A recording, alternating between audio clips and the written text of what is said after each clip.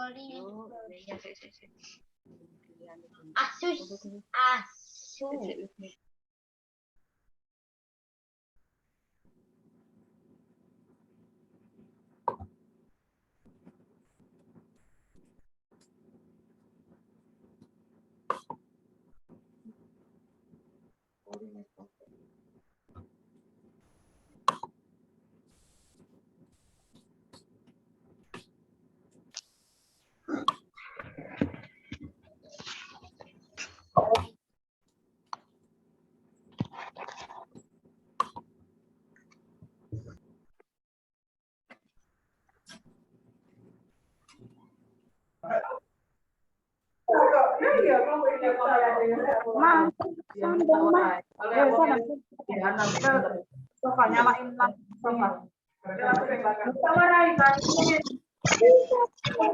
Halo semuanya, terdengar suaranya Pak Aris? Terdengar ya? Oke, barangkali bisa di-mute dulu. Nah, untuk teman-teman yang lain, biar terdengar ya semuanya ya. Nah, bisa di-mute dulu. Baik, halo? Terdengar ya suaranya Pak Aris ya? Ya. Jelas ya? Oke, jelas apa kurang keras? Enggak, sudah cukup? Jelas ya? Oke, baik. Bismillahirrahmanirrahim. Sambil nunggu teman-temannya, bismillah. Assalamualaikum warahmatullahi wabarakatuh. Waalaikumsalam warahmatullahi wabarakatuh. Oke, baik. Selamat pagi semua. Bagaimana kabarnya hari ini? Baik semua? Baik ya? Sehat ya? Oke, alhamdulillah. Berapa orang yang sudah bergabung ini? Baik, Nak, hari ini ada di tanggal 18 November, hari Kamis. Selamat datang di pembelajaran jarak jauh ya, di Zoom ini. Kemarin di kelas, sekarang di Zoom ini. Pak Aris bersama teman-teman kelas 5C. Hari ini rencana Pak Aris adalah kita masuk ke pembelajaran tema 5 sama subtema 3. Baik, sebentar. Sudah cek dulu sih, sudah yang bergabung ada berapa ini. Yang belum di-on-kan videonya bisa di-on-kan ya, dinyalakan kameranya biar kelihatan. Nah, wajahnya biar terlihat. Baik, Pak Aris sapa dulu ya. Bismillah, ada Aulia. Halo, selamat pagi. Ada Siva. Siva berserah. Oke, baik. Ada Mutiara, Altamis ikut. Davin juga ikut. Alhamdulillah. Gresika, Radit, Akil. Nah, cakep ini pakai seragam semua ya. Kansa, Aira, ada Alin. Budi, hari ini siapa ya? Oke, mungkin bisa dinyalakan Nak, biar kelihatan wajahnya. Nah, kalau pakai akun orang tuanya, tidak paham ini siapa ya. Nah, silakan bisa di-on-kan. Baik, sambil menunggu teman-temannya yang lain, supaya lebih efektif ya, supaya tetap efektif waktunya berjalan dengan baik, efisien waktunya, kita mulai saja biar tidak berlama-lama. Oke, Amanda sudah bergabung di sini? Belum? Belum ada ya kelihatannya ya. Mita, Yasmin bisa dinyalakan Nak? Oke, nah sudah. Ini sudah mandi semua kan ya? Sudah mandi semua? Sudah lah ya. Sudah sarapan? Davin sudah sarapan? Sudah ya? Sarapan apa Davin? Sarapan ayam? Hah? Oh, oke, siap. Oke, baik, karena ketua kelasnya belum hadir ini, berarti yang memimpin di sesi 2 berarti ya, Yasmin ya, bisa dibuka Nak, dengan berdoa. Kita berdoa dulu, semoga apa yang didapat hari ini menjadi ilmu yang bermanfaat. Silakan berdoa, dipimpin doa ya Yasmin.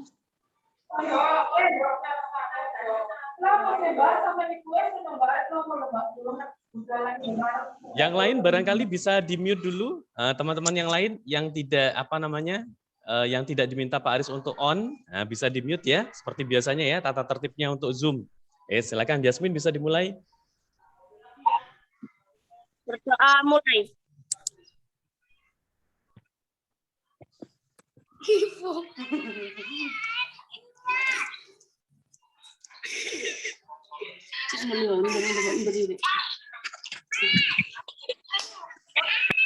Oke, berdoa selesai. Oke, baik anak-anak semua. Alhamdulillah, ini yang bergabung sudah banyak, makin nambah. Yang nanti belum bisa join, belum bisa bergabung, nanti tetap ya videonya nanti Pak Aris upload di YouTube. Barangkali nanti bisa disimak teman-teman yang belum bisa bergabung. Hari ini tadi ada yang laporan, si Kenzi ya, Kenzi sedang sakit. Kemarin juga sakit, kondisinya masih belum sehat betul. Jadi masih belum bisa bergabung. Kita doakan ya teman-teman kita yang belum bisa bergabung, belum bisa ikut pelajaran, mungkin dikarenakan kondisinya yang sakit, semoga lekas sembuh. Gitu nah ya. Oke, baik semuanya. Yang di sini ini sehat-sehat semua ya kelihatannya ya. Baik semua. Baik.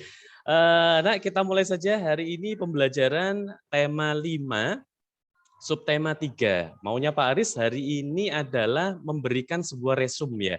Karena kemarin-kemarin sudah tersampaikan mulai pembelajaran hari Senin sampai hari ini ya, sebetulnya. Sedangkan kalau Pak Aris kasih video saja, biasanya seringkali nanti ada yang nonton, ada yang tidak. Ada yang langsung ngerjain tugasnya, kan itu ya. Jadi takutnya nanti tidak tersampaikan videonya yang dimau Bapak Ibu Guru di-share ke kamu, harapannya kan ditonton. Lah itu ada yang tidak. Takutnya langsung dikerjakan tugasnya. Yes, sudah biar paham semua. Ini hari ini adalah lanjutan dari apa yang sudah kita share-kan ke kalian semua. Baik, kita langsung saja ya. Ingat tadi yang jika dibutuhkan saja bisa di-unmute ya. Hari ini Pak Aris minta interaktif ya nak ya. Seperti biasanya, semuanya ikut ngobrol nanti jika ada pertanyaan, dikasih pertanyaan, tanya jawab dengan ini seperti di kelas saja ya. Kita santai seperti di kelas, santai tapi sukses. Yang belum di-on kan, dinyalakan kameranya. Mita, ada Upit bisa gabung ya, alhamdulillah. Ada Reza, Kiki, ayo dinyalakan semuanya. Siapa lagi nih? Oke, ya sudah. Baik, Pak Aris langsung share screen saja. Hari ini kita mau belajar tentang ini dia. Oke, baik. Sudah terdengar ya? Suaranya Pak Aris jelas ya? Tidak putus-putus? Tidak ya? Tidak. Oke, ya sudah, alhamdulillah. Sambil interaktif ya. Baik anak-anakku semua, hari ini kita mau belajar tentang tema 5, subtema 3. Ini yang terakhir sebelum minggu depan nanti ada yang namanya pekan ulangan harian ya, penilaian harian di subtema di tema 5. Nah, jadi semuanya di tema 5. Baik, kita mulai saja. Mulai yang pertama, ini kemarin sudah Pak Aris share ya di kalian. Nah, jadi harapannya kemarin malam, kemarin sore ya Pak Aris share ya, itu sudah dibaca-baca ulang. Nah, apa yang sudah disampaikan lewat video, yang sudah kita pelajari mungkin di kelas kemarin, nah ini sudah diulang, sudah dibaca-baca juga. Oke, baik, kita ulang sedikit apa yang sudah pernah kita pelajari di sub-sub sebelumnya, subtema sebelumnya, yaitu tentang ekosistem ya. Oke, masih ada yang ingat enggak kemarin ekosistem itu apa kemarin? Ekosistem. Timbal balik antara makhluk hidup dan lingkungan. Oke, baik. Good. Oke, siapa tadi? Suaranya Cika ya? Suaranya Cika, suaranya siapa tadi ya? Gabungan ya. Oke, ekosistem adalah hubungan timbal balik antar makhluk hidup dengan lingkungannya. Kalau dengan lingkungannya berarti kita sebut dengan ekosistem. Nah, tapi nanti di subtema yang kemarin, subtema 2, itu ternyata ada hubungan timbal balik antar makhluk hidup. Jadi bukan pada lingkungannya, tapi antar makhluk hidup. Yang kita sebut dengan simbiosis. Good. Oke. Simbiosis kemarin ada mutualisme, kemudian komensalisme, sama parasitisme. Kan gitu ya? Nah, seperti itu. Oke, baik. Nanti bisa dibaca-baca. Sekarang kita masuk saja ke subtema 3-nya, yaitu mengenai hubungan rantai makanan dengan jaring-jaring makanan. Nah, perhatikan di sini, kalau kemarin kita sudah belajar tentang rantai makanan ya. Ada yang masih ingat enggak? Rantai makanan itu seperti apa? Silakan. Ayo, ada yang mau jawab? Siapa tadi? Proses. Betul, oke, baik. Davin ya, urutan proses makan dan dimakan. Jadi yang namanya dalam satu ekosistem itu kan ada yang namanya urutan si produsen makan produsen kemudian menghasilkan makanan kan ya. Sekarang kita lihat dulu sih rantai makanan itu urutannya apa saja. Satu, masih ingat enggak? Ada produsen, ada konsumen, Oke, yang satunya pengurai, betul ya? Kalau konsumen itu ada tingkatannya. Kemarin ada tingkat 1, tingkat 2, tingkat 3, dan seterusnya sampai tingkat puncak ya. Nah, seperti itu. Kalau produsen, kira-kira ini ya, sebelum kita masuk ke jaring-jaring makanan ya, kira-kira yang ada di gambar sini yang berperan sebagai produsen apa, Nak? Tumbuhan. Tumbuhan, betul. Yang ini ya berarti ya. Oke, kenapa kok tumbuhan itu disebut produsen? Karena bisa menghasilkan makanannya Karena sendiri. makhluk hidup yang menghasilkan dapat makanannya membuat sendiri. makanannya sendiri. Oke, cakep. Sip ya. Oke, baik. Dari produsen kemudian ternyata dimakan. Nah, dimakan oleh konsumen tingkat 1. Kalau konsumen tingkat 1 di sini, posisinya di sini ya. Ibaratnya di sini. Ini misalkan kita ambil 1 ya. Berarti ini adalah si kambing. Nah, kambing ini berarti disebut dengan konsumen tingkat 1. Kenapa? Dia memakan produsen ini tadi yang menghasilkan makanan alias tumbuhan. Itu ya, konsumen tingkat 1. Kalau konsumen tingkat 2, berarti berikutnya, mungkin di sini ya. Nah, lari ke sini, yang ke atas. Berarti siapa ini? Si harimau bisa. Oke, seperti itu. Baik, seperti ini sebenarnya gambaran untuk rantai makanan sebenarnya seperti ini. Nah, ini aja biar tidak ribet. Tadi kan masih mau masuk ke jaring-jaring makanan. Nah, sebenarnya rantai makanan itu seperti ini. Apa bedanya antara rantai makanan sama jaring-jaring makanan? Ada yang sudah baca-baca belum di bukunya? Kumpulan Sudah. beberapa rantai makanan. Kumpulan beberapa rantai makanan tersebut di dalam suatu ekosistem. Oke, cakep ya. Oke, jadi gini nak, yang bagi yang lain ya bisa disimak di sini. Kalau urutannya cuma satu saja, ini kan urutan pertama ya, ada padi, kemudian ada dimakan tikus, konsumen 1, dimakan ular, kemudian dimakan burung elang, nah, ularnya dimakan burung elang dan seterusnya. Nah, ini berarti kita sebut dengan rantai makanan 1. Ini R1 ya, rantai makanan pertama. Nah, ini ada berikutnya ini, ada rantai makanan contoh yang lain, ada wortel dimakan oleh kelinci, dimakan oleh serigala, dimakan oleh harimau serigalanya. Nah, ini berarti kita namakan dengan rantai makanan kedua. Nah, kumpulan dari ini, kumpulan dari beberapa rantai makanan, kalau cuma rantai makanan berarti cuma satu alur saja. Berarti seperti ini saja, cuma satu alur ya, satu baris. Tapi kalau rantai makanan itu ternyata wajahnya seperti ini. Nah, lebih kompleks, lebih apa ini ya? Kayak agak ruwet sedikit ya.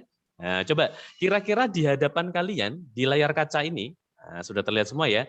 Kira-kira ada berapa rantai makanan? Bisa dihitung tidak? Ayo, tahu tidak? Kira-kira ada berapa rantai makanan? Coba rantai makanan pertama kita sebutin ya. Nah, kita ambil alur, sebentar Pak Aris kasih merah aja ya, biar kelihatan semua ini. Kasih merah. Oke, rantai makanan yang pertama mungkin ke bawah dulu. Ini dimulai dari apa namanya pohon ya, tumbuhan dimakan tikus. Nah, lari ke sini, dimakan ular tikusnya. Kemudian ular dimakan oleh si burung. Oke, berarti ini rantai rantai makanan yang pertama ya. Nah, kalau rantai makanan yang kedua gimana? Kita mulai dari sini ke atas mungkin. Nah, ada tumbuhan, dimakan si kambing, dimakan apa ini? Rubah ya ini ya. Nah, kemudian naik ke atas dimakan oleh harimau. Nah, ini berarti rantai makanan kedua. Kan gitu ya. Jadi ada beberapa kumpulan dari rantai makanan, makanya disebut dengan jaring-jaring makanan. Seperti itu ya. Oke, rantai makanan yang lain apa? Bisa disebutkan tidak? Ayo coba bisa dibantu Pak Aris. Upit, tidak dinyalakan ya? Pagi.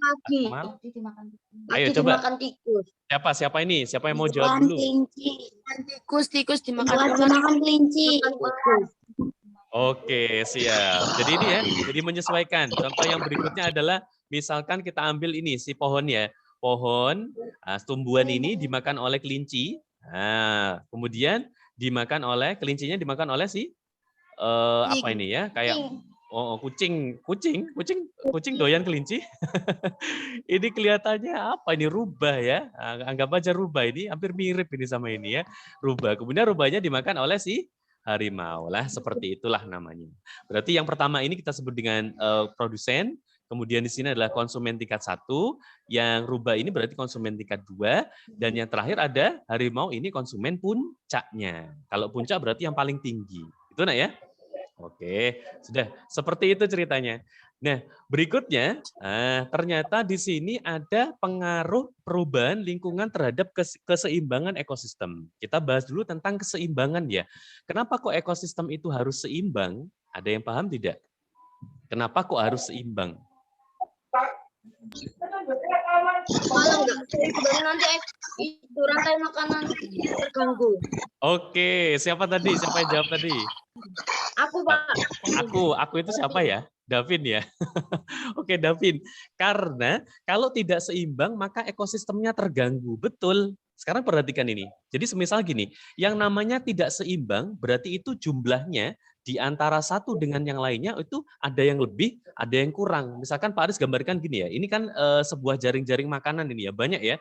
Ini jagung dimakan belalang, belalangnya dimakan katak. Kemudian atau bisa juga belalangnya dimakan tikus, tikusnya dimakan ular dan seterusnya. Nah, muter aja di situ ya berarti ya. Nah, sekarang misalkan Pak Aris tanya ini. Misalkan belalang ini jumlahnya itu menurun, jumlah belalang ini menurun. Nah, jumlah belalang ini sedikit maksudnya ya. Kalau jumlah belalang ini semakin sedikit, kira-kira apa yang terjadi? Dengan katak misalnya. Ada yang bisa jawab? Atau tikusnya? Kata akan berkurang. Berkurang. Betul. Jadi populasi katak, populasi itu apa kemarin ya? Waktu pertemuan pertama, populasi adalah kumpulan dari makhluk hidup yang sejenis. Berarti kalau belalangnya berkurang, otomatis populasi kataknya juga berkurang karena tidak ada makanannya. Mungkin bisa jadi kataknya mati dan seterusnya. Gitu ya.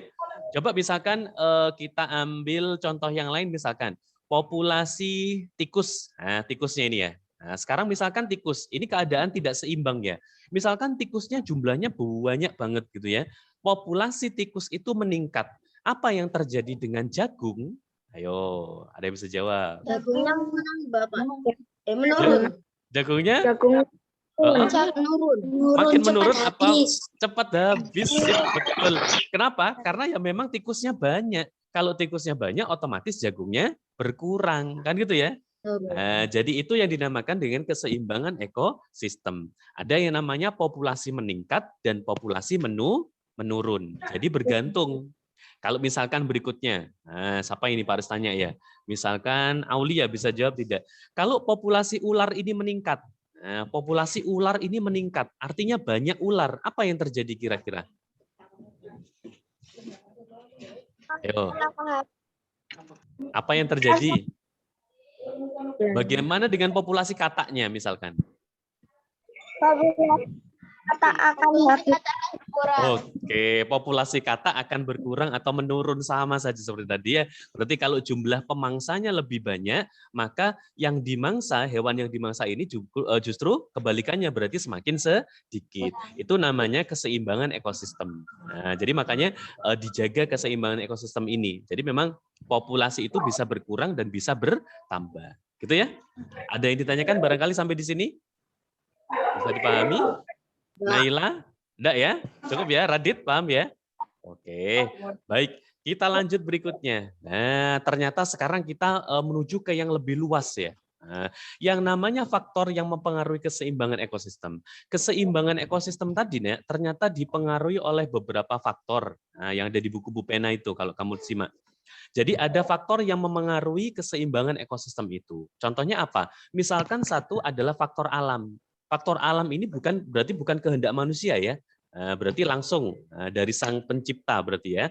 Nah, berarti nanti kondisinya adalah peristiwa alam itu dapat mengganggu keseimbangan ekosistem. Misalkan contohnya bencana alam. Kan bisa jadi nanti populasi yang seperti ini bisa jadi kena bencana itu tadi ya. Nah, misalkan ularnya ketimpa sama ini tadi. Reruntuhan apa ini namanya? Ini tanah longsor ini ya, Ilov ya. Ini tanah longsor ini. Nah, si ularnya keruntuhan itu misalkan. Nah, akibatnya apa? Mungkin akibatnya populasi yang lain makin meningkat karena ularnya habis kan. Seperti itu. Ini contoh aja ya. Oke, ini suaranya siapa ya? Kok kertak gitu ya. Kalau sudah mungkin bisa di mute lagi. Cecuk Pak. Jedak-jeduk ya, oke. Baik, berikutnya. Nah, faktor yang lain selain alam itu ternyata juga ada faktor aktivitas manusia. Coba di sini. Nah, apa yang kamu amati di gambar ini? Coba, kegiatan apa ini seperti ini nih? Pohon. Oke, Liar. betul. Nah, Betul. Ini ulah manusia ya. Ini penebangan pohon ya. Penebangan pohon kalau secara legal tidak apa nak? Legal itu maksudnya gimana? Legal itu berarti ada misalkan tebang pilih tanam. Setelah ditebang nanti dalam jangka waktu tertentu kita juga menumbuhkan pohon lagi. Supaya apa? Pohon di hutan itu tidak habis. Pohon ini kan digunakan untuk apa sih? Untuk apa ini? Ivo? Untuk membuat kertas. Buat kertas bisa. Buat apa lagi nak? Bahan Membuat mebel ya. Kayu kan? kursi.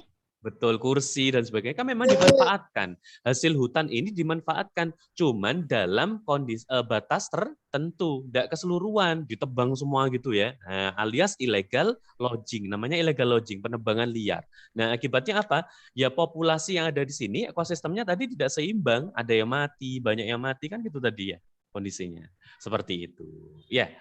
Oke, Wes. Sampai di situ mungkin ada yang ditanyakan? Barangkali. Zian? Wah, Zian wajahnya serius itu ya. Woi, oke. Upit? Bagus. Amanda sudah bergabung ternyata. Oke, tidak ada yang tanyakan? Jelas ya penjelasannya Pak Aris ya? Oke, jelas. Baik, berikutnya kita menuju ke pembelajaran berikutnya. Nah, ini kita masuk ke tentang menemukan makna kosakata. Sebentar, sebelum menuju ke sana, nah, kemarin sudah Pak Aris share, sudah dibaca belum teks yang ada di sini? Nah, judulnya apa kemarin? Hutan Bakau. Sudah, oke, sip. Coba nah ini perhatikan. Di sini ada judulnya adalah teks non-fiksi. Apa sih teks non-fiksi itu? Kemarin di subtema 1. Teks yang berisi informasi tentang berdasarkan kenyataan. Oke, betul. Siapa lagi tadi yang jawab? Nah, Davin terus yang jawab. Yang lain kemana ini? Michelle? Radit? Ayo coba dijawab kalau ada pertanyaan. Teks non-fiksi. Teks non-fiksi itu berarti teks yang berisi atau ditulis ya berdasarkan sebuah kenyataan, realita ya. Berarti bukan sebuah hayalan seperti dongeng. Berarti beneran, kejadiannya beneran. Bisa berupa berita, bisa berupa artikel, kan gitu ya. Nah, seperti ini contohnya adalah Hutan Bakau. Coba nanti tujuannya sekarang Pak Aris mau setelah Salman membaca ini kemarin, ada enggak kata-kata yang aneh di sini? Ada kata-kata yang baru tidak di sini yang kamu temukan? Ini seperti ini misalkan ada kata-kata mangrove ini. Nah, jadi kata-kata baru bisa digaris bawah ya. Di buku kan ada ini di Bupena. Ada mangrove. Ada yang tahu mangrove? Apa itu mangrove? Tumbuhan? Mangrove merupakan tumbuhan Sumber yang hidup di pesisir pantai. Oke, tumbuhan bakau. Coba kita kenalan dulu tentang hutan bakau ya. Jadi gini ceritanya. Apa sih Pak bakau itu? Tumbuhan bakau itu tumbuhan yang biasanya memang ada di tepi-tepi pantai ya, atau ada di sekitaran perairan. Tujuannya buat apa? Kalau kamu amati di sini kalau tak zoom ya, coba di zoom di sini. Nah, ini yang namanya bakau itu tidak seperti tumbuhan yang lain. Kalau akar-akar tumbuhan yang lain itu kan biasanya kecil-kecil ya, kayak rambut. Akarnya itu rambut. Sedangkan akar serabut itu. Nah, kalau akar yang ada di tumbuhan bakau, lihat di sini. Nah, yang bertanda merah ini ada penampakan di sini ya. Kelihatan ada penampakan di situ? Ada penampakan di situ ya. Oke, yang bertanda lingkaran merah. Nah, ini akar dari pohon bakau.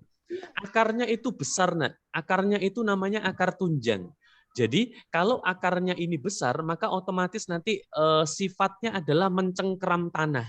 Nah, mencengkeram tanah itu berarti mengokohkan. Tanah itu supaya tidak mudah goyah. Yang namanya air, air itu bisa menghancurkan loh ya. Jangan salah, air itu bisa menyebabkan yang namanya erosi. Ada enggak di sini? Tulisan erosi kemarin mana ya? Ada erosi di sini.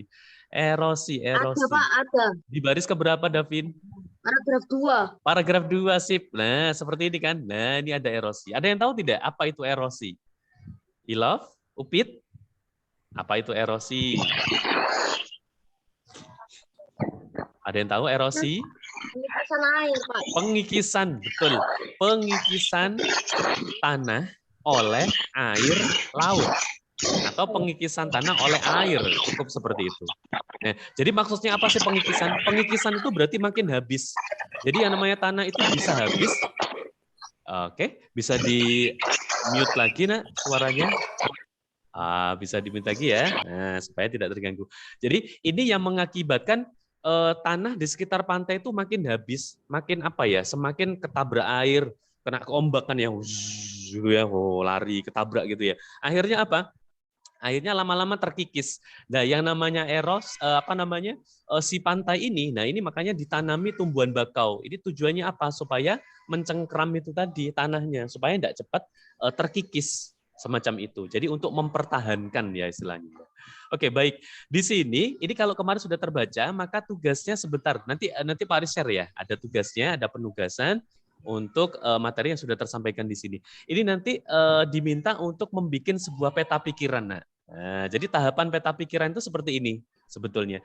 Yang pertama, sampean harus bisa menemukan, tuliskan ide pokok ya setiap masing-masing paragraf. Jadi mudah kan kemarin menemukan ide pokok, ada kesulitan tidak? Amanda, bisa caranya? Bisa ya? Bisa. Bisa, oke. Menemukan ide pokok itu bisa nanti dengan mungkin bisa kita temukan dari kalimat-kalimat awalnya, atau bisa juga bukan kalimat awal, tapi kalimat utamanya. Kemudian kita rangkumkan ya dengan bahasa kita sendiri. Itu dinamakan dengan ide pokok. Atau bisa juga kemudian tahapan kedua adalah menemukan kata kunci setiap paragraf. Yang ketiga adalah merangkai. Kemudian yang terakhir adalah mencatat informasinya. Jadi nanti yang namanya membuat peta pikiran, nanti gambarannya kan seperti ini. Nah, dulu di subtema berapa ini? Tema berapa? Pernah juga kan ya membuat sebuah peta pikiran. Pernah nak ya? Jadi peta pikiran itu gini, di bagian tengah ini nanti ini contoh aja ya. Ini contohnya ekosistem. Kalau tadi di bacaan berarti judulnya apa ini tadi? Pak, di halaman 142. Ada ya? Oke. Berarti judulnya adalah hutan bakau, gitu ya. Berarti caranya gini. Nah, caranya seperti ini. Nah, kita lihat dulu sebentar. Judulnya bisa kita taruh di tengah nanti. Kemudian kita bikin cabang-cabang seperti ini, bagan-bagan seperti ini. Ini isinya apa, Pak? Isinya berarti menyesuaikan. Berarti misalkan di sini ini isi dari paragraf 1. Berarti sebuah ide pokok ya, ide pokok dari paragraf 1. Ide pokok paragraf 2-nya di mana? Ditaruh di sini, sebelah sini. Nah, dikasih kotak ya. Kemudian ide pokok paragraf 3 dan ide pokok paragraf 4. Kita ambil contoh saja ya. Contohnya dulu, coba kita cek tadi yang di hutan bakau. Coba, ada yang mau bacakan tidak ini teksnya? Barangkali. Amanda? Ayo, Amanda mungkin bisa bantu baca. Paragraf 1, contohnya saja ini. Bakau merupakan hutan yang dipenuhi oleh tumbuhan bakau. Tumbuhan bakau atau mangrove merupakan tumbuhan berbentuk semak yang hidup di pesisir pantai. Tumbuhan ini dapat beradaptasi dengan lingkungan pantai yang memiliki kadar garam yang sangat tinggi. Oleh sebab itu, hutan bakau ini dapat dijumpai di wilayah pasang surut air laut di daerah yang beriklim tropis dan subtropis. Oke, cukup. Thank you. Terima kasih. Oke, baik. Sekarang coba kita cermati. Isi dari paragraf 1 ini tentang apa sih? Ada yang mau bantu jawab? Ya, Billy mungkin? Zian? Tumbuhan bakau. Tumbuhan bakau yang bagaimana? Apanya tumbuhan bakau? Apanya? Ini tadi ada hutan. Ada kata-kata. Pengertian hutan bakau. Pengertian hutan bakau? Oke. Sebentar. Di sini ada hutan bakau merupakan hutan yang dipenuhi oleh tumbuhan bakau. Tumbuhan bakau merupakan tumbuhan berbentuk semak yang hidup di pesisir pantai. Kemudian ada kata-kata lingkungan pantai. Kemudian apa lagi? Ada di daerah yang beriklim tropis dan subtropis bisa jadi. Kalau misalkan kita rangkum, apa tadi usulan dari siapa tadi? Yang pertama? Zian tadi bicara apa tadi? Aku, Pak, yang pertama. Oh, aku. Yang aku itu yang mana ini? Davin ini berarti. Langsung, Pak. Davin, apa Vin? Menurut kamu apa ini menurut kamu? Pengertian apa tadi? Pengertian hutan bakau. Oke, tampung dulu ya. Betul. Oke, yang lain barangkali. Kamila, Mita, tentang apa ini kira-kira? Ayo. Ini tadi ada lingkungan pantai di daerah ini. Berarti isinya adalah tentang habitatnya. Jadi betul. Jadi tempat tinggalnya, lokasinya. Jadi mungkin bisa ditulis nanti di bagian ini ya, di bagian yang sebelah sini tadi. Tugasnya nanti membuat peta pikiran. Yang paragraf 1 berarti isinya adalah apa tadi? Pengertian tumbuhan bakau dan habitatnya. Gitu. Seperti itu saja ya. Oke. Baik, berikutnya di paragraf sebentar. Di paragraf 2, coba kita cek ya sekilas ya. Keberadaan hutan bakau ini sangat penting bagi wilayah pesisir. Hutan bakau mampu melindungi wilayah pesisir dari bencana. Sistem akar pohon bakau yang saling terjalin dapat melindungi wilayah pesisir dan erosi yang diakibatkan oleh gelombang laut dan seterusnya. Kira-kira ini adalah mencerminkan apa dari tumbuhan bakau? Nah, apanya? Manfaat. Oke, manfaat dari hutan bakau. Manfaat dari hutan bakau. Itu ya, bisa ya. Berarti nanti peta pikirannya, kalau yang pertama tadi pengertian, nah, mana tadi? Yang di sini ya. Nah, berarti ada pengertian tumbuhan bakau dan habitatnya. Di paragraf 2 berarti manfaat tumbuhan bakau. Bisa dipahami ya? Oke, ya sudah. Ada yang butuh ditanyakan dulu barangkali, Nak? Nah, ini waktunya masih tersisa lumayan. Jika nanti tidak cukup, nanti Pak Aris minta join ulang mungkin ya, sebentar saja. Reza, ada yang ditanyakan? Tidak? Cukup ya? Oke, baik. Berikutnya kita lihat berikutnya kita mau bahas tentang ini. Nah, sekarang perhatikan ini. Ada gambar lumayan ini, menarik ini. Nah, perhatikan ekosistem alami berikut. Kita masih membahas tentang ekosistem ya. Ekosistem alami adalah berkenaan dengan sesuatu yang memang sudah terbentuk di alam kan kemarin ya. Ada namanya laut misalkan. Ini gambar apa ini, Nak? Ada yang bisa jelaskan Pak Aris? Yang sebelah kiri ini gambar apa ini? Penyu. Ini potensi ada di mana? Ini ada di dalam laut tidak? Nah, ini berarti betul. Oke, ini berarti ada di laut ya. Ekosistem apa ini? Ekosistem laut. Ekosistem laut. Nah, sebelah sininya ada apa yang kamu amati di sini? Apa yang kamu lihat di sebelah sini? Pelabuhan. Pelabuhan tempat apa, Nak? Pelabuhan tempat apa? Berhentinya kapal. Oke, pemberhentian kapal. Bisa juga nanti nelayan-nelayan itu mendapatkan tangkapan ikannya ya. Termasuk nanti akhirnya dijual-belikan di sekitar situ ya. Oke, ini hasil tangkapannya ya, luar biasa. Nah, yang namanya Indonesia ini ternyata kaya akan hasil potensi alamnya. Karena kita terletak di mana itu? Letak geografis Indonesia masih ingat nggak kemarin? Kita termasuk negara tropis, betul. Dan negara tropis itu sangat menguntungkan kita. Kekayaan alamnya luar biasa, kemudian kekayaan tumbuhan, kemudian bentang alamnya, tumbuhannya, hewannya, macam-macam buah-buahan. Nah, itu luar biasa. Termasuk iklimnya. Iklimnya ada yang namanya iklim tropis, ada hujan sama kemarau, gitu ya. Oke, nah sudah. Sekarang kita bahas tentang ekosistem yang ada di laut ya, termasuk tadi di ekosistem laut ya. Sekarang Indonesia itu ternyata terkenal sebagai negara yang maritim dan agraris. Ada yang sudah baca apa perbedaan antara maritim sama agraris? Atau pengertiannya barangkali? Maritim negara kepulauan. Oke, Indonesia termasuk negara kepulauan. Kalau agraris? Pertanian. Pertanian. Baik. Oke. Jadi gini, kalau kita artikan ya, kalau negara maritim itu berarti negara yang sebagian besar wilayahnya terdiri dari laut. Nah, betul, sebagian besarnya berupa wilayah perairan atau laut, gitu ya. Kalau agraris berarti sebagian besarnya penduduknya bermata pencarian sebagai petani. Nah, jadi agraris itu pertanian ya istilahnya. Nah, ini memiliki potensi Indonesia. Potensi agraris di Indonesia itu antara lain adalah ketersediaan lahan. Potensi itu apa sih? Keunggulan. Jadi keunggulan agraris di Indonesia itu adalah banyaknya ketersediaan lahan pertanian. Iklimnya itu mendukung, tanamannya unggul, tanamannya baik-baik. Iklim yang ada di subtropis ini menguntungkan kita di tropis ya.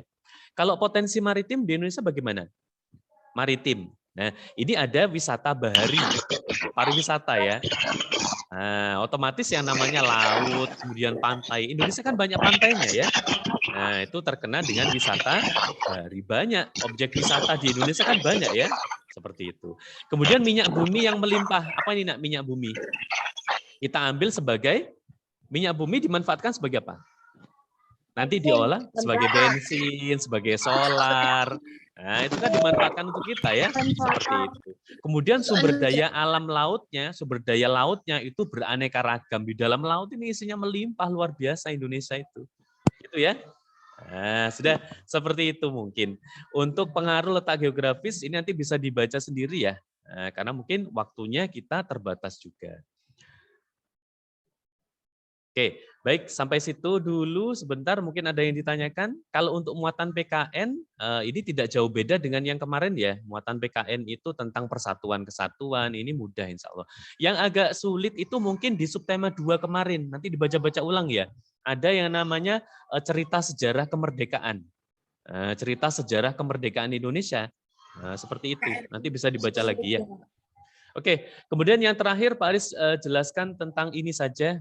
Ini juga mengulang lagi, ini tidak ada masalah ya. Cuman mengulang, Pak Aris skip aja. Nah, terakhir adalah tentang karya seni rupa Nusantara. Ini ada seni rupa murni sama terapan. Bedanya tahu tidak kemarin? Kalau seni rupa murni, berarti nanti berupa kita untuk nikmati keindahannya. Oke, kita nikmati saja keindahannya. Jadi kita ambil keindahannya saja ya, estetikanya. Sedangkan kalau seni rupa terapan itu ternyata selain diambil keindahannya juga difungsikan. Contohnya ini rumah adat, kan bukan dipajang saja rumah ini, tapi ditempati ya untuk tempat tinggal. Kalau yang ini ada keramik, ada patung, ini nilainya apa? Seni rupa murni. Kalau ini ya, patung itu berarti murni. Kalau keramik seperti ini tempat minum kan bisa ya, berarti ini terapan. Bisa membedakan? Betul. Bisa membedakannya ya, berarti ya. Oke. Guys, seperti itu mungkin untuk kali ini karya seni rupa anyaman juga bisa dilihat nanti seperti itu. Oke, Pak Aris stop. Oke, baik. Baik, seperti itu anak-anak. Hari ini mungkin pertemuan kita kali ini, karena waktunya juga terbatas, habis ini mungkin live ya. Yang belum sarapan, sarapan dulu. Yang belum mandi, mau mandi lagi boleh. Habis ini aktivitas yang lain ya. Setelah ini, jangan lupa nanti mengerjakan kuisnya, ada di Google Form. Nanti Pak Aris buka ya. Tadi ada yang nanya, belum Pak kok bisa dikerjakan? Iya masih ditutup. Nanti habis ini aja yang kamu kerjakan ya. Dikerjakan dengan baik. Oke, baik ada yang tanyakan dulu barangkali sebelum kita berpisah. Rizka? Upit? Jelas semua? Akmal? Jelas ya? Oke. Michelle? Senyum-senyum. Waduh senyumnya Rek. Ilov? Laila? Oke. Agil? Alin? Tidak ada? Tidak ada ya? Baik, kalau tidak ada, kita tutup pertemuan kita hari ini dengan bacaan hamdalah. Alhamdulillahirabbil alamin. Baik, semoga apa yang Pak Aris sampaikan bermanfaat untuk kita semua dan kita ketemu lagi dari Jumat besok. Ingat besok ada KMS ya, bisa belajar hitung-hitungan seperti itu matematikanya. Oke, baik jika ada yang butuh ditanyakan atau butuh informasi apa nanti bisa melalui bukan Google Form ya, di WhatsApp saja ya, di grup WhatsApp. Oke, sekian dari Pak Aris, sampaikan salam buat mama papanya dan mohon maaf ini mengganggu aktivitasnya pagi ini karena seharusnya mungkin tidak pakai Zoom, hari ini kita Zoom ya untuk pertemuan yang terakhir kelihatannya ini ya. Oke, kita sambung hari Jumat nanti. Oke, terima kasih buat semuanya. I'll see you next time and wassalamualaikum warahmatullahi wabarakatuh. Waalaikumsalam warahmatullahi wabarakatuh. Oke, dadah semuanya. Dadah. Bye. Mandi ya, mandi. Sudah mandi. Makan lagi. Dadah, selamat beraktivitas yang lain ya. Sampai jumpa.